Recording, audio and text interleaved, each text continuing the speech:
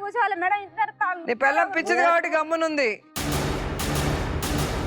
తమాషాలు చేస్తున్నావా?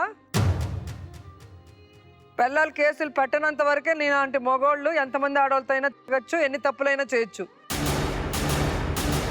ఒక్కసారి వాళ్ళు గనక వాళ్ళకున్న చట్టాలని వాళ్ళకున్న హక్కుల్ని గనక వాళ్ళు ప్రశ్నించడం మొదలు పెడితే మీలాంటి వాళ్ళు తిరగలేరు సమాజంలో. నీ పిల్లం ఈరోజు పెట్టింది కాబట్టి నువ్వేంటో బయట తెలుస్తుంది. ఈయన ఇంట్లో కూర్చొని ఉంటాడంట, దేంతో పిల్లం వచ్చి నించొని కొడుకు వచ్చి నించొని మాట్లాడిపోవాలంట. ఏ మొహం పెట్టుకొని మాట్లాడతారు? రెండు మార్లు పోయినా మేడం. నువ్వు చెప్పి చేసుకున్నావా పెళ్లి ఆమెని? నువ్వు ఆవిడకి చెప్పి పెళ్లి చేసుకున్నావా? పెళ్లి చేసుకుంటా అని చెప్పినా. ఎవరికి? నీవు ఇట్లా వస్తలేవు, నేనైతే నీ దగ్గర మీ ఇంటికాడ ఉన్నాను, పోతే మా ఇంటికాడికి ఉందా. మరి ఎందుకు ఇల్లరికం ఒప్పుకున్నావు? ఆ రోజు ఎందుకు ఒప్పుకొని వాళ్ళ ఇంటికి వెళ్ళున్నావు? ఒప్పుకున్నా అంటే చూసినమ్మా, ఇది చూసి ఇక నేను నాకు మనసు మా ఇంటికే ఉందా, నేనైతే ఇక్కడ ఉన్నాను అంటే నేను రాను పో, నువ్వు ఎవడో పో, నేను రాను పో అన్నది. నేనైతే మళ్ళీ ఓసారి పెద్ద అవసరం తీసుకుపోయినా, దా ఇంటికి రాని, మేము రామన్నారు.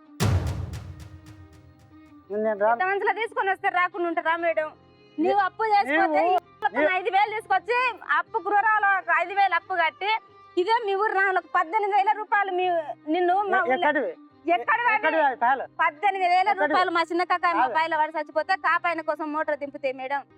అయితే కాపాయన మా చిన్న కాకాయకు 40,000 రూపాయలు ఇచ్చిండు. ఈయన దేశం పోయి మేము ఈయన దేశం పోయినాం.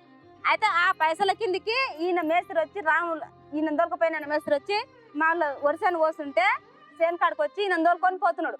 మా నాయన చుట్ట తాగకుండా సెల్ కాడికి వచ్చిండు.